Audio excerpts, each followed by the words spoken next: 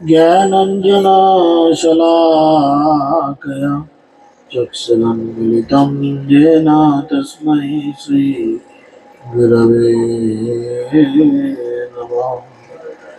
नमोऽयं विष्णुपादाय कृष्णप्रेष्ठाय भूतले श्रीमते जयपताका स्वामिनिते नामिने। नमोऽचार्यपादाय निताय कृपा प्रदायिने गौरकथा नामोदाय नगरग्रामोद्धारिणे। नमोऽयं विष्णुपादाय कृष्णपृष्ठाय भूतले श्रीमते भक्तिवेदान्त स्वामिनिते नामिने। नमस्ते सरस्वती देवे गौरवाणी प्रचारिणे निर्विशेषशून्यवादे पश्चात्तदेशकारिणे। जय श्री कृष्ण चैतन्य प्रभु नित्यानंद श्री अद्वैत गदाधर शिवा सदी गौरभक्तवृंद। हरे कृष्ण कृष्ण कृष्ण हरे हरे हरे राम राम राम हरे हरे। ओम नमो भगवते वासुदेवाय। ओम नमो भगवते वासुदेवाय। ओम नमो भगवते वासुदेवाय। हरि ओम तत्सत। हरे कृष्ण। सर्वप्रथम সকলকে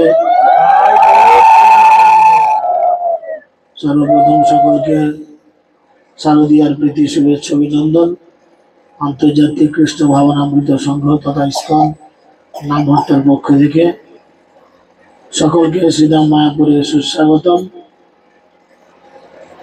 তো আপনারা সকলেই জানেন যে এই দেবী দুর্গা তিনি অল্প কয়েকদিনের জন্য এই জড়জগতে আসেন এই জগৎবাসীকে কৃপা করার জন্য। তো যে কারণে বাঙালির সব থেকে বড় উৎসব বা সব থেকে আনন্দের উৎসব বলা চলে এই দুর্গাপূজা। অ্যাকচুয়ালি এই দুর্গা দেবী তিনি হচ্ছেন ভগবানের বহিরাজ্ঞা শক্তির প্রকাশ, যিনি এই জড়জগৎকে শাসন করার দায়িত্বভার ভগবানের কাছ থেকে নিয়েছেন। এই জগতে সমস্ত দায়িত্বভার, শাসনের দায়িত্বভার তার,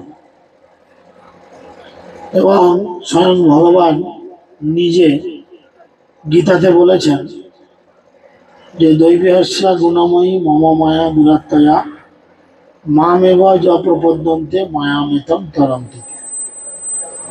অর্থাৎ ভগবান বলছেন আমার এই মায়াকে অতিক্রম করা খুব কঠিন। দুর্গা দেবীর এই যে নেটওয়ার্ক, এর থেকে বেরোনো খুব কঠিন, সহজে কেউ বেরোতে পারে না। কিন্তু কেউ যদি আমার চরণে প্রপত্তি অর্জন করেন তাহলে তিনি কিন্তু এই নেট কেটে বেরিয়ে বা এই জাল থেকে বেরিয়ে আমার ধামে পৌঁছাতে পারে। তো সেই জন্য খুব সুন্দর করে ভগবানের ধামে পৌঁছানোর জন্য খুব সুন্দর কতগুলি পদ্ধতি আছে। আন্তর্জাতিক কৃষ্ণ ভাবনামৃত সংঘ তথা ইস্কনের প্রতিষ্ঠাতা আচার্য অভয়চরণ অরবিন্দ ভক্তিবেদান্ত স্বামী শিল প্রভুপাদ তার আত্মজীবনীতে খুব সুন্দর করে এক জায়গায় বলছেন যে শিল প্রভুপাদ রাত 1:30-2 থেকে উঠে কি করতেন, বই খাতা নিয়ে এই যে আমরা এখন গীতা ভাগবত পড়ি এগুলো লিখতেন। তা একবারকার ঘটনা এরকম যে প্রভুপাদ আমেরিকায় রয়েছেন, আর আমেরিকাতে ওনার তো নিজস্ব কোনো টাকা পয়সা ছিল না যে উনি দুটো বাড়ি ভাড়া করে বা হোটেল ভাড়া করে থাকবেন। ওই লোকে দয়া করে গোয়াল ঘর, সিঁড়ির নিচে, কারুর ভাঙা দোকান, কারুর পোড়ো বাড়ি, এরকম কিছু দিলে সেখানে থাকতেন।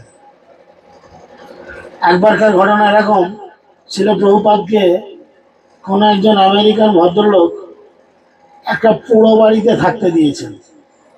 পোড়ো বাড়ি মানে জানেন, পোড়ো বাড়ি মানে যে বাড়িতে লোকজন থাকে না, ভূত প্রেত থাকে, লোকে বলে ভূত থাকে। আর প্রভুপাদকে এরকম একটা বাড়িতে থাকতে দিয়েছে। কি করবে, তার কাছে পয়সা নেই, বাধ্য থাকতে হবে, ভূতের ভয় গেলে তো চলবে না। প্রভুপাদ কি করেছে, হাতে একটা লণ্ঠন নিয়েছে আর বগলে নিয়েছে গীতা লিখবে বলে বই খাতা পেয়ে নিয়ে সে বাড়ির মধ্যে দিয়ে যাচ্ছে। এবার আপনারা অনেকেই জানেন যে ভূতের বাড়িতে সাধারণ লোকজন ঢুকলে ভূতের একটু কি আনন্দ হয় না বিরক্ত হয়? বিরক্ত হয়।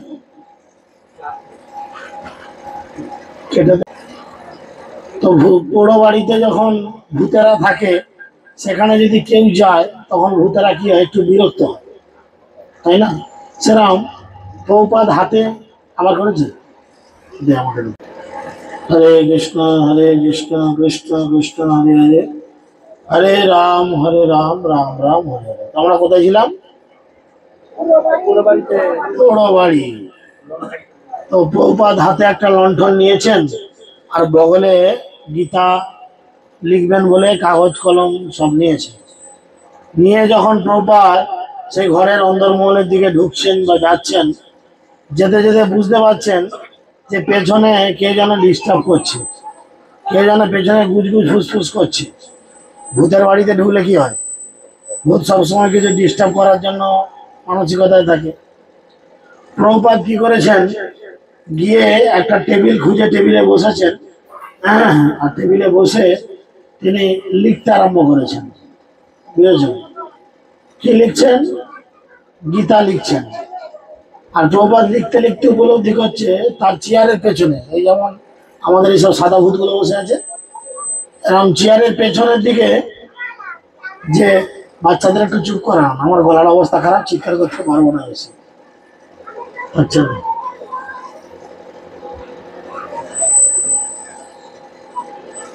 তো তখন কি করেছেন প্রভুপাদ, বুঝতে পারছেন যে তার পেছনের দিকে বেশ অনেকগুলো এরকম ভূত জড়ো হয়ে গেছে। তখন প্রভুপাদ তাদের দিকে ঘুরে বলছে, দেখতে তো পাইনি, ভূতকে চোখে দেখা যায় না, ঘুরে বলছেন, দেখো তোমরা যে যেখানে আছো সবাই কি করো, সবাই আমার কাছে চলে এসো। তোমরা যে যেখানে আছো আমার কাছে চলে এসো। আমি বুঝতে পারছি তোমরা শরীর না পেয়ে একটা তীব্র কষ্টের মধ্যে রয়েছো। ভূতেরা কেন ডিস্টার্ব করে? শরীর পায় না, তাই তারা কি করে, লোকজনকে জ্বালাতন করে যাতে শরীর পায়। আর দেশের পাবলিক বুঝে না যে কি করলে তারা আবার নতুন শরীর পাবে। তাই কি হয়েছে না, প্রভুপাদ সবাইকে বলেছে, তোমরা সবাই আমার কাছে চলে এসো, তোমরা সবাই আমার কাছে এসো, আমি তোমাদের এই কষ্ট কমাবো। বলে কি করেছেন, প্রভুপাদ নিজের জপব্যাগ হাত ঢুকিয়েছেন, আর হাত ঢুকিয়ে তিনি উচ্চ ঈশ্বরে ভূতেদের বলেছেন, তোমরা আমার সঙ্গে বলো, কি বলো, হরে কৃষ্ণ হরে কৃষ্ণ কৃষ্ণ কৃষ্ণ হরে হরে, হরে রাম রাম রাম হরে হরে। ভূতেদের বলেছে তোমরা এই নাম আমার সঙ্গে বলে যাও। আর নামের কি গুণ বলেন তো, নামের কি গুণ? মহাপ্রভু বলছে নামের কি গুণ। কেউ যদি শুদ্ধাচারে হরিনাম করেন তাহলে কি হবে, প্রতিপদম পূর্ণামৃত আস্বাদনম আনন্দম বুদ্ধিবর্ধনম, বলছে না? তাহলে যদি হরিনাম করে আনন্দ বাড়বে, যদি শুদ্ধাচারে হরিনাম করে আনন্দ বাড়বে। ক্যামেরার পেছন দিয়ে বারবার এমন মুঠে পাওয়ার মতো বইলে কি করে হবে? যা আছে একবার বার করো না।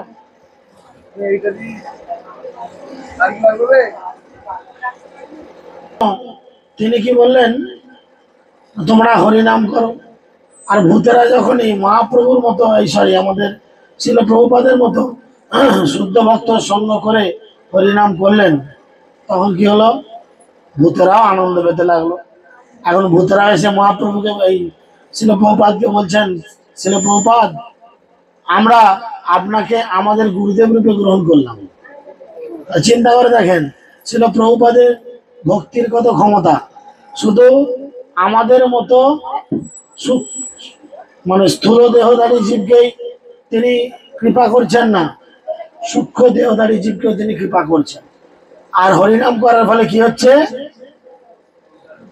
কেবলমাত্র এই জগতের মানুষ আনন্দ পাচ্ছে না, যাদের শরীর নাই তারাও আনন্দ পাচ্ছে।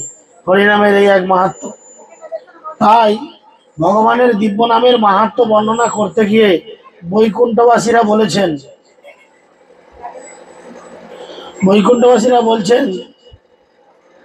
যে আহা কি কষ্ট, যেখানে ধর্মের পালন হওয়া উচিত সেই সভায় ধর্মর জায়গায় অধর্ম প্রবেশ করেছে। যেখানে ধর্ম নিয়ে আলোচনা, এই যে ঠাকুর পুজো, দুর্গা পুজো, এখন দুর্গা পুজো চলছে, দুর্গা পুজো হচ্ছে মোটামুটি বাঙালিদের বড় অনুষ্ঠান পুজো। তো দুর্গা পুজো মানে কি, দেবী দুর্গার পূজা আরাধনা করা, হ্যাঁ কি না? তাহলে সেই পূজা আরাধনা মানে নিশ্চয়ই কিশোর কুমার আর লতা মঙ্গেশকরের হিন্দি গান নয়। পূজা আরাধনা করা মানে দুর্গার কোনো স্তোত্র পাঠ হবে, বা দুর্গার কোনো সহস্র নাম থাকলে তা পাঠ হবে, বা আরতি হবে, কীর্তন হবে। আমরা কি করছি, প্যান্ডেলেতে ধর্মের জায়গায় অধর্ম ঢুকিয়ে দিচ্ছি, ডিজে ঢুকিয়ে দিচ্ছি, বুঝা গেল? তাই জন্যই বলছে সবাই অধর্ম প্রবেশ করেছে।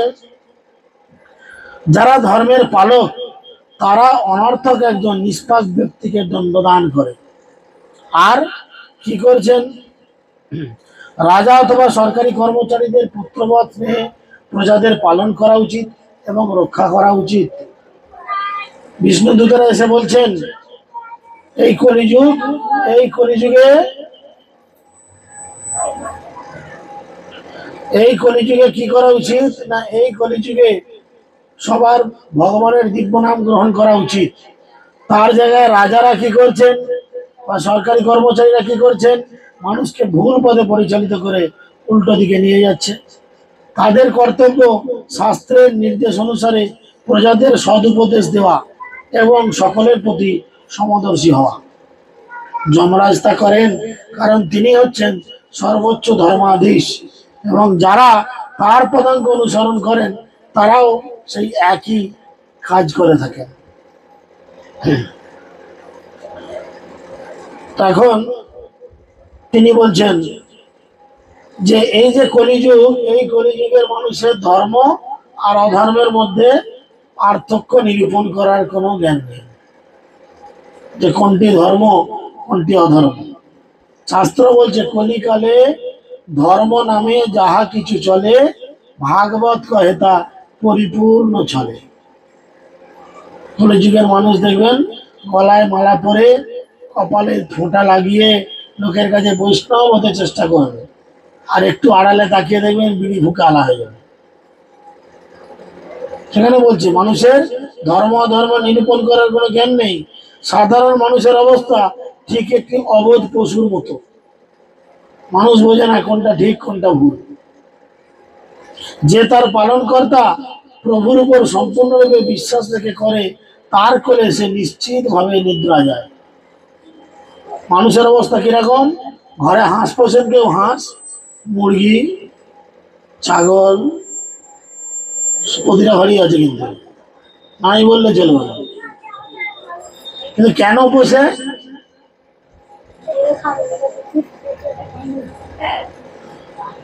ছোট ছোট জীবগুলো চিন্তা করুন। ছাগলের বাচ্চাকে ভালোবাসতে বাসতে আমি দেখেছি আমাদের ওখানে কিছু মানুষের মধ্যে, নিশ্চয়ই আপনাদের এখানেও আছে, যে তারা এত ভালোবাসে ছোট ছোট বাচ্চা ছাগলগুলোকে, তাদের নামও দিয়ে রাখে কিছু।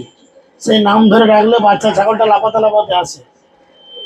তার মানে সেই বাচ্চা ছাগল মনে করে যে যিনি আমাকে পালন করছে, প্রতিদিন খেতে দিচ্ছে, তিনি আমার বাবা কি মা। কিন্তু একদিন কি হয়, লক্ষ্মীর ভান্ডারে টান পড়লেই তখন ছাগলের ভান্ডারে হাত দিতে হয়। হ্যাঁ, তো এখানে শাস্ত্র বলছে যে তারা পালনকর্তা প্রভুর উপর সম্পূর্ণ বিশ্বাস করে তার কোলে আরামসে ঘুম যায়, বিশ্বাস করে যে না মা আমার ক্ষতি করবে না। কিন্তু মাই একদিন রাত্রিবেলা জামাই এসছে বলে গলাটা ধরে বার করে মুটিতে পিস করে দেবে।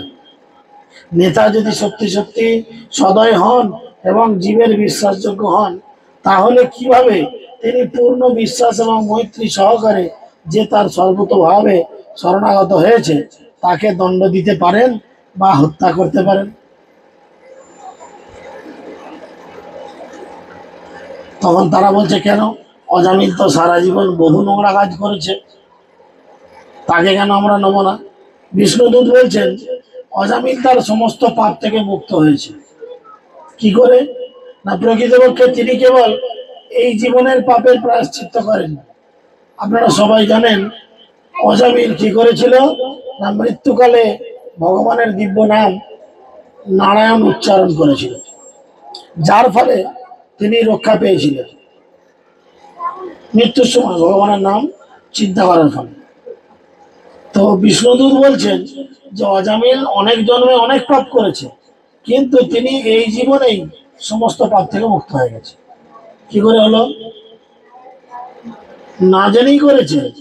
ও জানতো না যে নারায়ণের নাম উচ্চারণ করলে আমি এক জীবন নয়, অনন্ত কোটি জীবনের অপরাধ থেকে মুক্ত পাবো, মুক্ত হব। বিবশ হয়ে নারায়ণের দিব্য নাম উচ্চারণ করার ফলে তার কোটি কোটি জন্মের পাপ সমস্ত কিছু প্রায়শ্চিত্ত হয়ে গেছে। জীবনে যদি কেউ প্রায়শ্চিত্ত চায়, কি করতে হবে? যদি তিনি শুদ্ধ নাম উচ্চারণ করেননি, তবু কেবল নামাভেশের ফলে তিনি শুদ্ধ হয়ে মুক্তি লাভ করার যোগ্যতা লাভ করেছেন। নামাভাসের ফলে। কিরকম নামাভাস? ধরুন কেউ রাস্তা দিয়ে যাচ্ছে আপনাদের এখানে, বিড়ি টানতে টানতে কান পেতে শুনলো, এদিকে হরে কি না হচ্ছে, খেয়ে দিয়ে কাজ নয়, আছে না এরকম লোক? কেউ টোন মেরে ওই দুয়ার থেকে হয়তো শুনলো, আজ এদের সঙ্গে ঝড় আসবো না, ওই দুয়ার থেকে শুনলো, মনে হয় কাজ নেই, ঘুরিয়ে লাগালাগি করতে নিয়ে এসে হরে কৃষ্ণ হচ্ছে। চিন্তা করে দেখুন ভগবান কত দয়ালু। বলছে যারা এইভাবে তুচ্ছতাচ্ছিল্য করে ভগবান তাদেরও অনন্ত কোটি জীবনের পাপ ক্ষমা করে দেয়। চিন্তা করেন যারা এইভাবে তুচ্ছতাচ্ছিল্য করেন। হ্যাঁ, এবং কি হয়েছে বিষ্ণুদূতরা বললেন পূর্বে এই অজামিল ভোজনাদির সময়ে কি বলতো, বৎস নারায়ণ এসব খাও বসো, ছেলের নাম ডাকতো। এইভাবে তার পুত্রকে তিনি ডেকেছিলেন, কিন্তু তা সত্ত্বেও নারায়ণ এই 4টি বর্ণ উচ্চারণ করার ফলে তিনি তার কোটি কোটি জীবনের জন্মার্জিত পাপের প্রায়শ্চিত্ত করেছেন। স্বর্ণ অথবা মূল্যবান বস্তু অপহরণকারী, মদ্যপ্রায়ী, মিত্রদ্রোহী, ব্রহ্মঘাতী, গুরুপত্নীকামী, স্ত্রী হত্যাকারী, গো হত্যাকারী, পিতৃ হত্যাকারী, রাজ হত্যাকারী এবং অন্য যে সমস্ত মহাপাতকী রয়েছে তারা সকলেই এই বিষ্ণুর নাম উচ্চারণই হচ্ছে তাদের একমাত্র প্রায়শ্চিত্ত। স্বয়ং বিষ্ণুদূত বলছেন এই জগতের মানুষের পাপের শেষ নাই। কেউ বলতে পারবে না যে আমরা পাপ করি, পাপ করেছি বলেই পৃথিবীতে এসেছি, না করলে এখানে আসতাম না। পাপের শেষ নাই। সমস্ত পাপের প্রায়শ্চিত্ত কি না কেবলমাত্র ভগবানের নাম গ্রহণ। তিনি বলছেন এটাই হচ্ছে সমস্ত পাপের প্রায়শ্চিত্ত। যারা নিজের বউকে মেরে ফেলে, যারা গরু কাটে,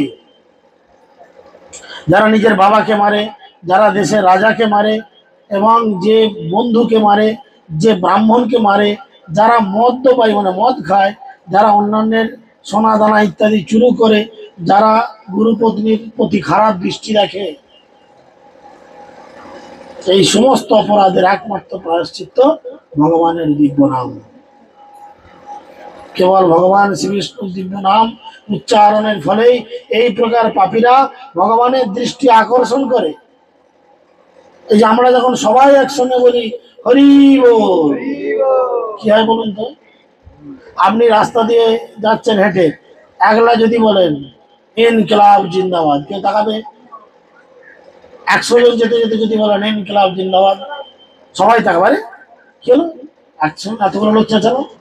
সেরকম আমরা যখন ভগবানের দিব্য নাম হরে কৃষ্ণ বলি বা 2 হাত তুলে হরিবল বলি, তখন ভগবান সেখান থেকে তার দৃষ্টিপাত দেন। কি হলো, আমার নাম ডাকছে কেন?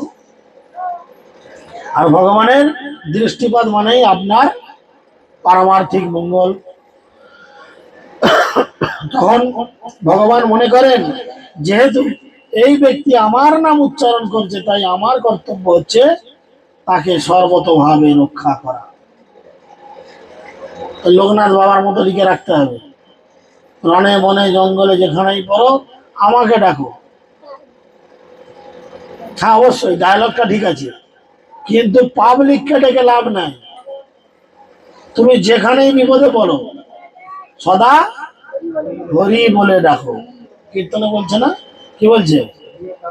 গৃহে থাকো মনে থাকো সদা হরি বলে ডাকো। তুমি যেখানেই থাকো ভুলো না, এই নাম তুমি কোনোদিন ভুলো না। তাই ভগবান বলছেন আমার কর্তব্য তখন হচ্ছে কি, তাকে রক্ষা করা। কেউ যদি একবার 2 হাত তুলে শুধু বলে হরি বল, শুধু 2টো হাত তুলে হরি বল, 2 হাত তুলি কখন আমরা? ছোট্ট বাচ্চা যখন মায়ের কোলে বাবার কোলে উঠতে চায় 2টো হাত বাড়িয়ে বলে মা কোলে নাও, বাবা কোলে নাও। যতই বদমাইশি করুক মা বাবা কি কিছু বলে, কোলে তুলে নেয়। সেরকম আমরা যত পাপই করি না কেন, যদি একবার ভগবানের এই দিব্য নাম গ্রহণ করে 2 হাত তুলি, ভগবান সঙ্গে সঙ্গে তার নিজের দায়িত্ব কর্তব্যের মধ্যে আমাদের গ্রহণ করেন। তাই তিনি বলছেন ভগবান শ্রীহরির দিব্য নাম একবার উচ্চারণ করে মানুষ যেভাবে নির্মল হয়, বৈদিক ব্রত অথবা প্রায়শ্চিত্ত করার ফলে সেভাবে নির্মল হওয়া যায় না। যাগযজ্ঞ পূজা অর্চনা যতই করুন, যদি একবার ভগবানের দিব্য নাম হরে কৃষ্ণ মহামন্ত্র উচ্চারণ করেন, তাহলে শাস্ত্র বলছে এতে যতটা আপনি পরিষ্কার হন, অন্য কিছুতে আপনি এত পরিষ্কার হতে পারবেন না। সার্ফ এক্সেল দিয়ে থুপে থুপে কাজলে কাপড় যতটা ছাড়ে, সফেদ দিয়ে কাজলে কি কাপড় ততটা ছাড়ে? ততটা রং চঙে হয় না, ওটা বেশি ছাড়বে, কারণ ওর পাওয়ার ক্ষমতা বেশি। সাধারণ মন্ত্র আর মহামন্ত্র কোনটা ক্ষমতা বেশি? রাজা মহারাজা কার ক্ষমতা বেশি? চিন্তা করে দেখুন। ঠিক সেরকম মন্ত্র মহামন্ত্র, আমরা যখন ভগবানের সেই দিব্য নাম, সেই মহামন্ত্র গ্রহণ করি, তাহলে আমাদের হৃদয় পবিত্র হয়। যদিও প্রায়শ্চিত্ত করার ফলে পাপ থেকে মুক্ত হওয়া যায়, কিন্তু তার ফলে ভগবত ভক্তির উন্মেষ হয় না। কেউ যদি মনে করে যে পাপ থেকে মুক্ত হওয়া মানে ভক্তি আসবে, না। পাপ আলাদা জিনিস আর ভাগবত ভক্তিটা আলাদা জিনিস। কেউ পাপ থেকে মুক্ত হলো ভগবানের দিব্য নাম করে, মানে সে ক্লিয়ার হয়ে গেল, আর ভাগবত ভক্তিটা তার কিন্তু উন্মেষ হয় না। কিন্তু ভগবানের নাম উচ্চারণের ফলে ভগবানের গুণ, যশ, বৈশিষ্ট্য, লীলা, পরিকর আদির স্মরণ হতে থাকে, এবং স্মরণ করতে করতে কি হবে? ভগবানের কি হবে? স্মরণ করতে করতে কি হবে? চিত্তের অন্তরালে তিনি নিজেকে প্রকাশিত করবেন। ধরুন এই যখন মেয়েদের বিয়ে ঠিক হয়, এখন তো মেয়েরা বিয়ের আগেও শ্বশুরঘর ঘুরে চলে আসে, বাদ দেন। আগেকালকার দিনে তো সেরকম ব্যবস্থা ছিল না। বাপ কাকা দাদারা যেটা শ্বশুরবাড়ি নির্বাচন করে আসলো আসলো, সেই মেয়ের কাছে যখন গল্প করে, জানিস তোর শ্বশুরের 2তলা বাড়ি, 6টা ঘর, উপর তলায় 3টে, নিচের তলায় 3টে, রান্নাঘর, বাথরুম, পায়খানা, গল্প করে কিনা?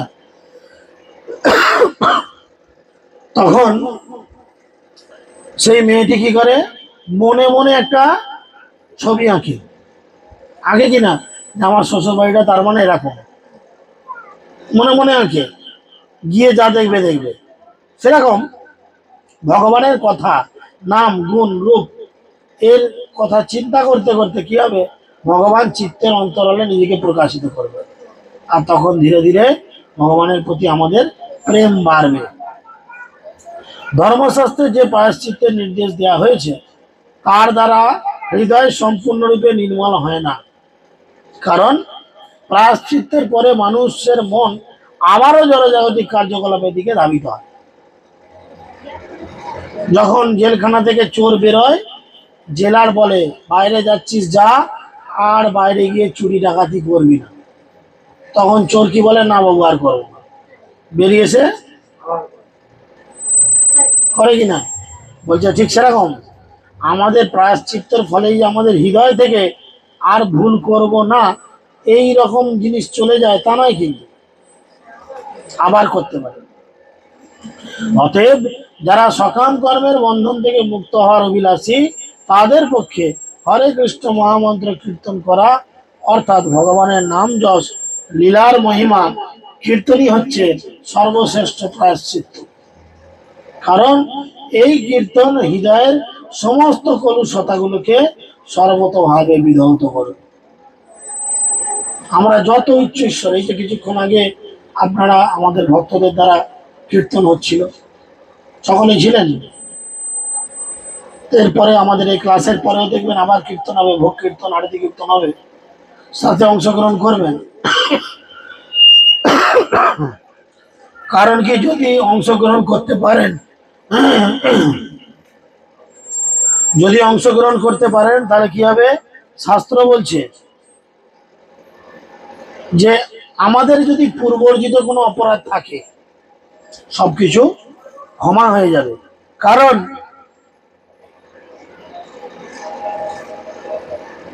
কারণ এই কীর্তন হৃদয়ের সমস্ত কলুষতাকে সর্বতভাবে বিধৌত করবে। উচ্চ ঈশ্বরের কীর্তন।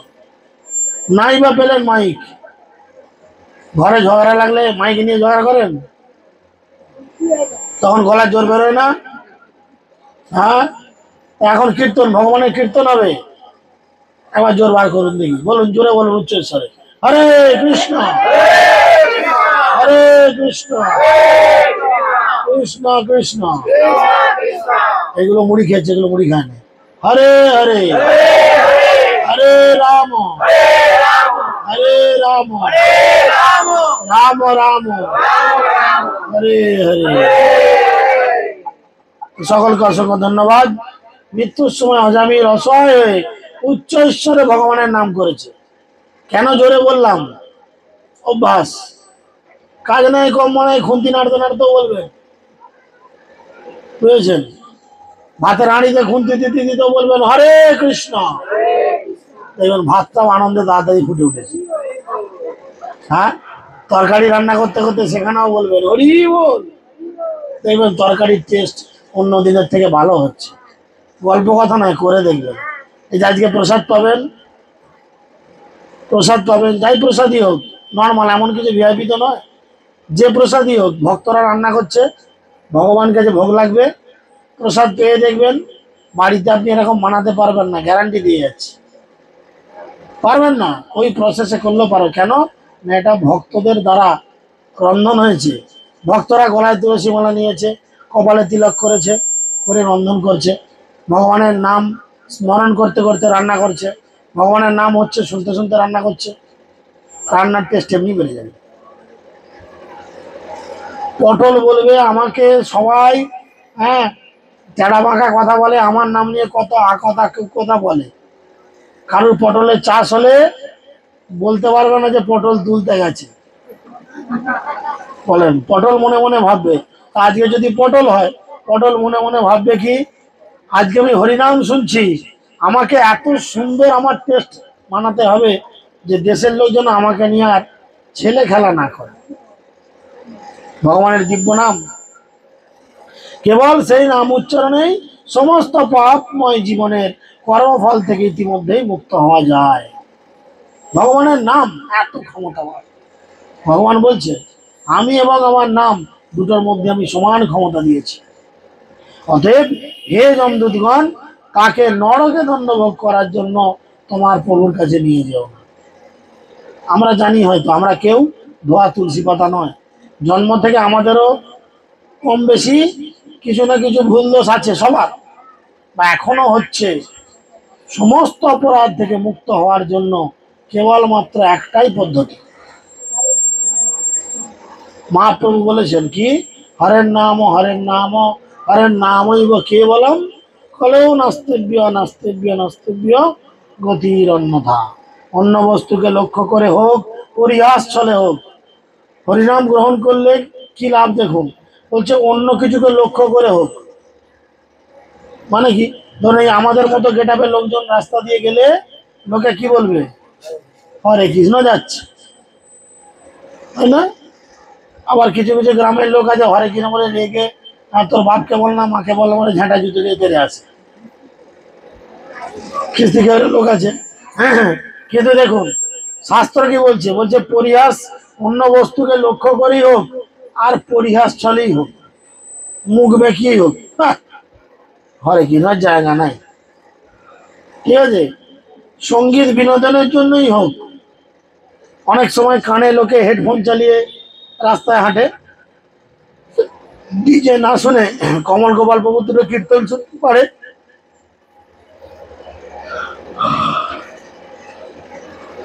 সঙ্গীত বিনোদনের জন্যই হোক অথবা অশ্রদ্ধার সঙ্গেই হোক, অনেকেই হয়তো রয়েছেন ভালো লাগছে না, নেমন্তন্ন করেছে, যাই শুনে আসে। ভগবানের দিব্য নাম কীর্তন করার ফলে কি হবে, মানে এইভাবে যদি কীর্তন কেউ করে তাহলেও কি হবে, অশেষ পাপ থেকে মুক্ত হয়ে ভগবত ধামে ফিরে যাবে। চিন্তা করেন, না চাইতে কি হলো, এর মধ্যে বলতে হবে। বলে সবাই হাত তুলো, তাড়াতাড়ি হাতটা তুল।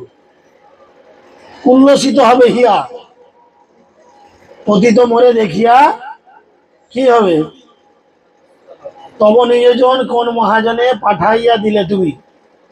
মহাপ্রভুকে বলছেন তুমি আমাকে পতিত দেখেছো, আমাকে একদম অধপতিত দেখে তোমার কোন সৈনিককে তুমি আমার কাছে পাঠিয়েছো আমাকে উদ্ধার করার জন্য, আর সে আমাকে পতিত দেখেছে, আমাকে কৃপা করে তুলে নিয়ে গেছে।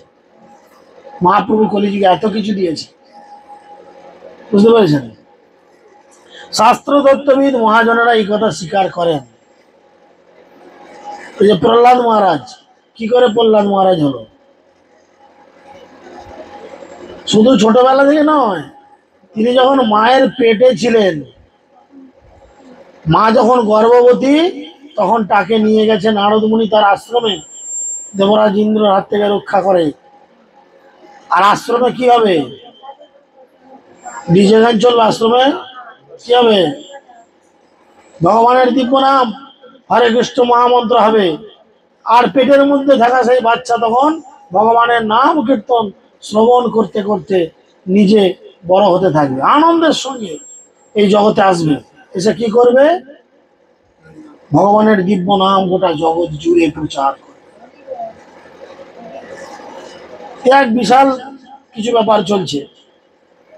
উচ্চ গৃহ থেকে পতিত হয়ে পথে যেতে যেতে পা পিছলে পড়ে হাড় ভেঙে যাওয়ার ফলে, এবার কিরম বলছে, ছাদ থেকে কেউ যদি পড়ে যায় বা রাস্তায় যেতে যেতে পা পিছলে পড়ে গিয়ে পায়ে আঘাত লাগার ফলে, বা কাউকে যদি সাপে কামড়ায়, প্রবল জ্বরের সময়, অথবা অস্ত্রের দ্বারা আহত, হাত মুঠিতে হাত কেটে গেল বা ধান কাটতে গিয়ে আঙুল কেটে গেল, মরণোন্মুখ ব্যক্তিও যদি অবশ্যই হরিনাম উচ্চারণ করে, তাহলে কি হবে?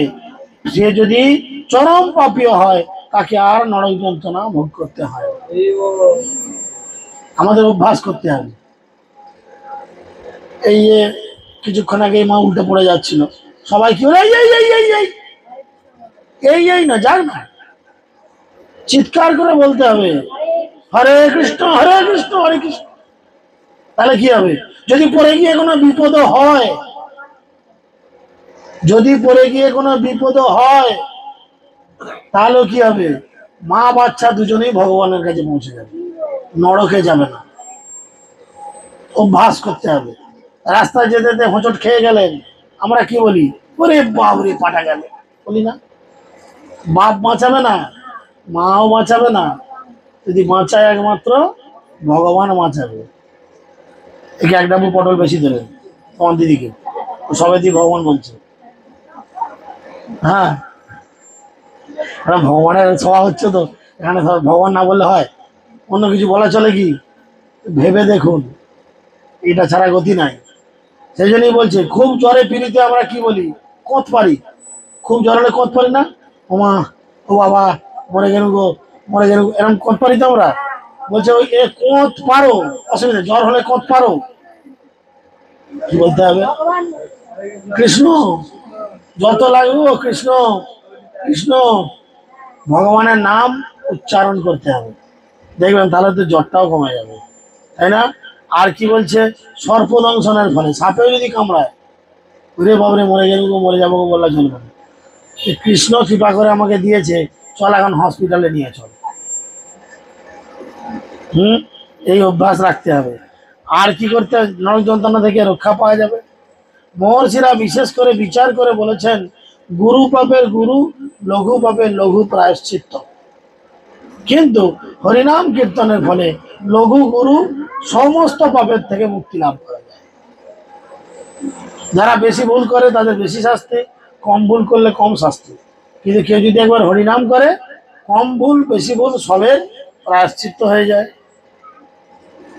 যদিও তপস্যা, দান, ব্রত প্রভৃতি প্রায়শ্চিত্তের দ্বারা পাপীর পাপ সমূহ বিনষ্ট হয়ে যায়, তবুও পুণ্যকর্ম হৃদয়ে কর্মবাসনা সমূলে উৎপাদিত করতে পারে না। ওই একবার পাপ থেকে বেঁচে গেলুম বলে আমার সারা জীবনে যার হবে না তা নয়, আমার একবার দীক্ষা হয়ে গেল মানে আমি যার ভুল করবো না তা নয়, আমাকে আরো বেশি সজাগ সচেতন হতে হবে। সেই সমস্ত পুণ্যকর্ম হৃদয়ে কর্মবাসনা সমূল উৎপাদিত করতে পারে না।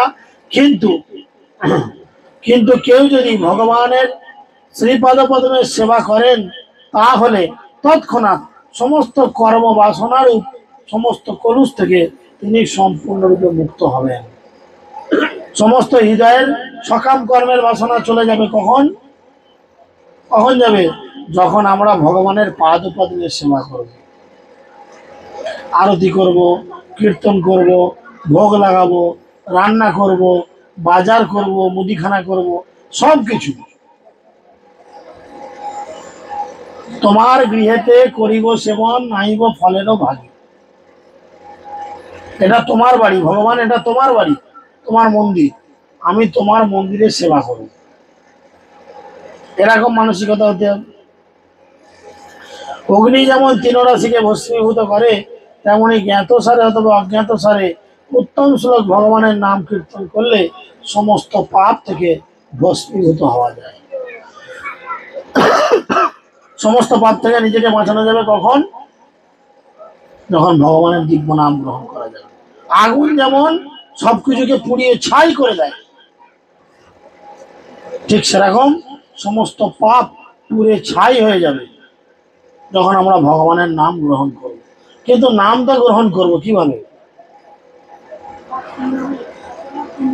শুইয়া খাইয়া মাগুর মাছের ঝোল, শুইয়া সুন্দরীর কোল, মুখে হরি হরি বল, এরকম করে হরিনাম করতে হবে। একদিকে মাগুর মাছের ঝোল খাবো, একদিকে হরে কৃষ্ণ করবো? হ্যাঁ, কিভাবে করতে হবে? সমস্ত অপরাধ থেকে শূন্য হতে হবে। অপরাধ শূন্য হয়ে লহ কৃষ্ণ নাম, কৃষ্ণ মাতা, কৃষ্ণ পিতা, কৃষ্ণ ধন। আপনি যতই গরিব হন, যতই বড়লোক হন, শুধু ভগবানের নাম গ্রহণ করুন, দেখুন হৃদয়ের মধ্যে একটা আনন্দ সব সময় লাফাবে।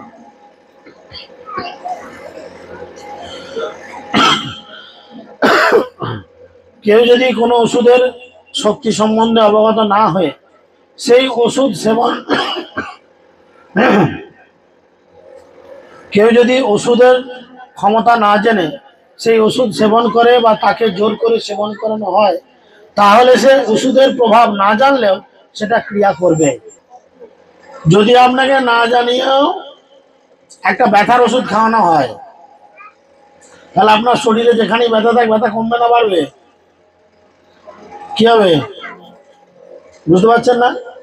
ধরুন শরীরে আপনার কোথাও না কোথাও ব্যথা হচ্ছে, আপনাকে না জানিয়েই একটা ওষুধ খাইয়ে দিলাম, থাক বন্ধ থাক, ডিস্টার্ব করছে,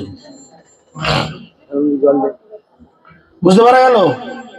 তো তখন আপনার শরীরে সেই ব্যথা কমবে না কমবে না? না বলে খাওয়ালে কমবে না কমবে না? কমবে তো। কি মনে হচ্ছে? কেউ বলে হ্যাঁ, কেউ বলে না, বুঝতে পারছো না? ধরো আজকে এই যে ভাত ডাল তরকারি খাওয়ানো হবে, এর সঙ্গে বলে যাচ্ছি গোটা কত পায়খানার ওষুধ, তো সবাইকে দুটো করে খাইয়ে দাও হাতে, না জানি খাইয়ে দিলাম, মিশিয়ে গুঁড়ো করে খাইয়ে দিলাম, তাহলে এরপরে বিকাল থেকে কি হবে? জমিতে লোক ঈদ করতে বাড়াতে ছুটবেন তো সব। তার না বলে যদি কিছু করে দেওয়া হয় কি হবে? হবে কি হবে না? সেরকম ভগবানের নাম আপনি যদি না জেনে উচ্চারণ করেন, আপনি শুধু কৃষ্ণ নামটাই জানেন, আপনি শুধু কৃষ্ণ নামটাই জানেন, গোবিন্দ তো ভগবানের এক নাম, নাম নয়? হ্যাঁ, সত্যরাজ তো ভগবানের একটা নাম, নাম নয়? রাজা নামটা ভগবানের নাম নয়, তাই না? তাহলে দীক্ষার পরে কোনো দীক্ষিত ব্যক্তির নামও যদি উচ্চারণ করেন, আর এই যে ঝুলনেশ্বরী,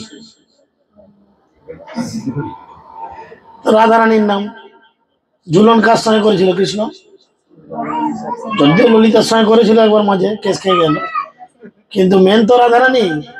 তাহলে ঝুলনেশ্বরী মানে কি? যিনি ঝুলনের ঈশ্বরী, রাধারানী। ওকে দেখলে বলবে কেউ রাধারানী? কোথায় নামি দিলে আমার ঝগড়ায় ফার্স্ট হয়ে যাবে। তবু গুরু মহারাজ কৃপা করে নাম দিয়েছে ঝুলনেশ্বরী, তার মানে কি রাধারানীর এক নাম। তাহলে গুরুদেবের কত কৃপা যে ওর নামটা যদি কেউ স্মরণ করেও যদি ওর স্বামী মরে যায়, তাহলে সে ভগবান ধাম প্রাপ্ত হবে। গুরুদেবের অশেষ কৃপা, প্রতিটা ভক্তকে তিনি এইভাবে কৃপা করেছেন। সেই জন্য, কারণ সেই ওষুধের শক্তি কি হচ্ছে? রোগীর জ্ঞানের উপর নির্ভর করে না, তেমনি ভগবানের দিব্য নাম কীর্তনের প্রভাব না জানলেও, এই যে বসে আমরা একটু ঘামতে ঘামতেও চাবড়াচ্ছি, ঘুম পেতে পেতে ঢুলতে ঢুলতেও চাবড়াচ্ছি মাঝে মধ্যে, বলছে এর প্রভাব না জানার ফলেও যদি কেউ এতে উচ্চারণ করে, তাহলে কি হবে? জ্ঞাতসারে বা অজ্ঞাতসারে যদি সে উচ্চারণ করে, তার ফলেও সে এই জগতের সমস্ত কষ্ট থেকে গোলক ধামে পৌঁছে যাবে। পুজোতে নতুন শাড়ি কিন্তু বড় উপহার নয়, পুজোতে নতুন সায়া ব্লাউজ বড় উপহার নয়, পুজোতে জামা প্যান্ট বড় উপহার নয়। পুজোতে আপনাদের এ বাড়িতে সুশান্ত ওর স্ত্রী দুজন মিলে এত সুন্দর একটা উপহার দিয়ে গেল, যেই উপহারটা পাওয়ার ফলে আপনাদের একটু চেষ্টা করলেই ভগবানের কাছে ফিরে যাওয়ার পথ সুগম হলো। সেখানে গেলে এই এই যে এরকম পরিস্থিতি নেই, দুঃখ কষ্ট জ্বালা যন্ত্রণায় খুব সুন্দর হাওয়া দিচ্ছে, থাক চালাতে হবে, ভালো হাওয়া দিচ্ছে, থাক। বোঝা গেল? তাহলে পুজো নতুন জামা কাপড় পরবেন, 1 বছর 2 বছর যাবে না, ছিঁড়ে যাবেন, নেতা করে ফেলতে হবে বা বাসনওয়ালাকে বিক্রি করে দিতে হবে, তাই না?